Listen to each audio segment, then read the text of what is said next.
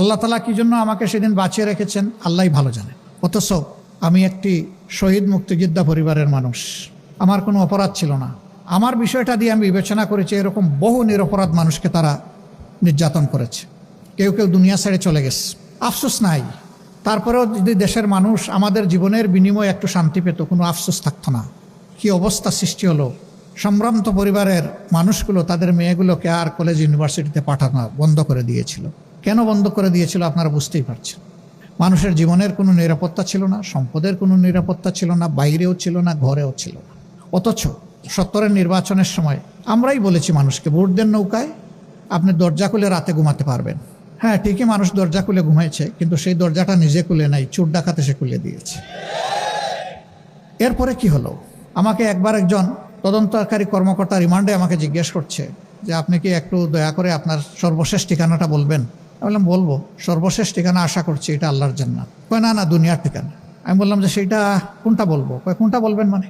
বললাম যে আমার তো শত শত ঠিকানা আছে। কয় স্যার আপনি অ্যারেস্ট হয়ে এরকম আমাদের সাথে মৌজ করতে পারেন? বললাম মোটেই আমি মৌজ করছি না।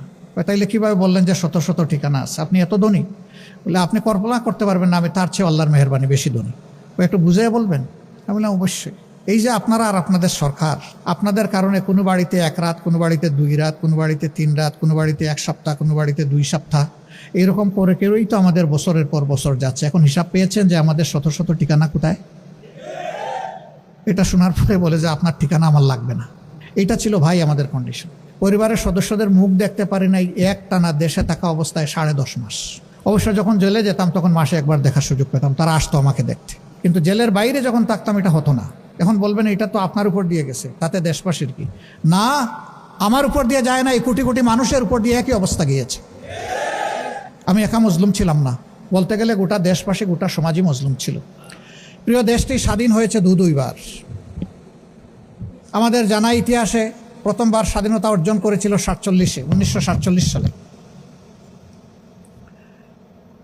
তখন যারা দেশ স্বাধীন করেছিলেন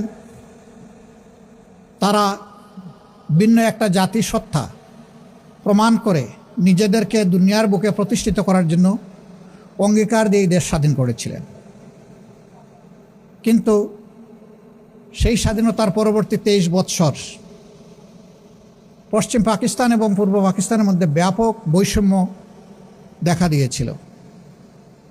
এমনকি 23 বৎসরে একবারই সেই জাতি সাধারণ নির্বাচন পেয়েছিল। তারা মনের মতো করে তাদের পার্লামেন্ট মেম্বার এবং জনপ্রতিনিধি নির্বাচনের সুযোগ পেয়েছিল। তারপরে ইতিহাস সবার জানা, ব্যাপক ত্যাগ এবং কুরবানির মধ্য দিয়ে পাওয়া আমাদের এই স্বাধীনতা। আমি ছোট মানুষটিরও বাংলাদেশের এই রক্তাক্ত স্বাধীনতায় একটু রক্তের অংশীদারিত্ব আছে। আমি শুধু একা নই, এরকম লাখো পরিবার তারা তাদের আপনজনকে সেদিন দেশের স্বাধীনতার জন্য উপহার দিয়েছিল। এগুলো নামায় ফেলতে হবে, এগুলোর ভারে আসলে নুয়ে যায় আর কি, এটা হলো সমস্যা। তারা সেদিন তাদের আপনজনকে উপহার দিয়েছিল একটি আশা নিয়ে। 1000 মাইল দূরত্ব থেকে এসে পশ্চিম পাকিস্তানের লোকেরা আমাদেরকে শোষণ করেছে। এখন আমরা নিজেদেরকে শাসন করব, আমরা আর শোষিত হব না। আমরা সুশাসন পাবো, ন্যায় বিচার পাবো।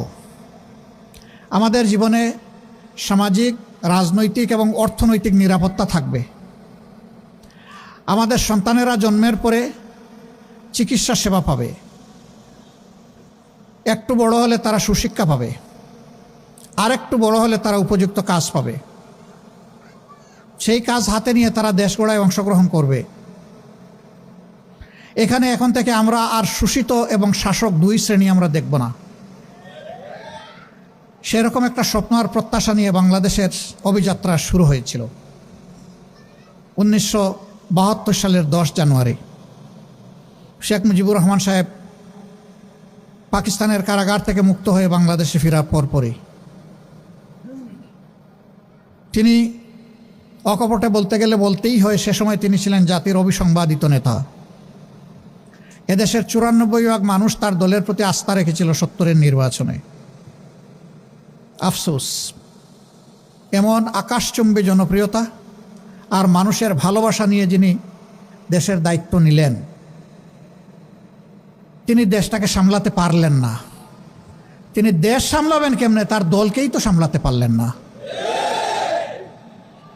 এই জন্য সেই দলটির ব্যাপারে আক্ষেপ করে উনি অনেক কষ্টের কথা বলে গেছেন, যে বিশ্বে বিভিন্ন দেশ যখন স্বাধীন হয়, মানুষ তারা সম্পদের খনি পায়, আমি পেয়েছি ভিন্ন খনি। কিসের খনি আমি এটা বলতে গেলাম না। সম্মানিত ভাইরা, তিনি এও বলেছিলেন, কারে নিয়ে আমি সোনার বাংলা গড়ব, ডানে বায়ে সামনে পিছনে যার দিকে তাকাই একই চেহারা দেখতে পাই। তিনি তার জীবনের মূল্য দিয়ে এর প্রায়শ্চিত্ত করেছেন। অবশ্যই এইভাবে একটি পরিবারে নিহত হওয়াকে সভ্য বিশ্বে কেউ সমর্থন করে না, কিন্তু নিয়তে যার যেরকম লেখা তাকে তো সেরকমই বরণ করতে হবে। এটাও তো ঠিক যে স্বাধীন বাংলাদেশে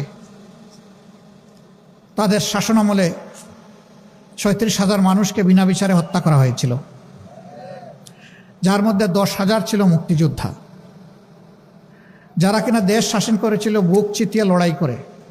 তাদেরকেই মরতে হলো রক্ষী বাহিনীর হাতে। রক্ষী বাহিনীর চাবকের তো নিচে থেকে অনেকে ফিরে আসেনি, কেউ সৌভাগ্যক্রমে ফিরে এসেছে। ফিরে আসা এক দুর্বল মানুষ আমিও।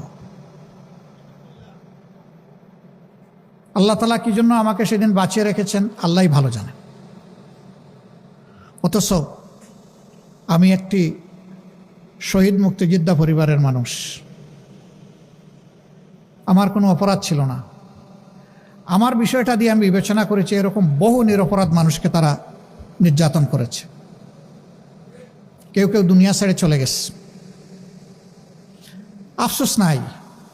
তারপরেও যদি দেশের মানুষ আমাদের জীবনের বিনিময়ে একটু শান্তি পেত, কোনো আফসোস থাকতো না। কি অবস্থা সৃষ্টি হলো। সম্ভ্রান্ত পরিবারের মানুষগুলো তাদের মেয়েগুলোকে আর কলেজ ইউনিভার্সিটিতে পাঠানো বন্ধ করে দিয়েছিল। কেন বন্ধ করে দিয়েছিল আপনারা বুঝতেই পারছেন। মানুষের জীবনের কোনো নিরাপত্তা ছিল না, সম্পদের কোনো নিরাপত্তা ছিল না, বাইরেও ছিল না, ঘরেও ছিল না। অথচ ৭০-এর নির্বাচনের সময় আমরাই বলেছি মানুষকে, ভোট দেন নৌকায়, আপনি দরজা খুলে রাতে ঘুমাতে পারবেন। হ্যাঁ, ঠিকই মানুষ দরজা খুলে ঘুমাইছে, কিন্তু সেই দরজাটা নিজে খুলে নাই, চোর ডাকাত এসে খুলে দিয়েছে।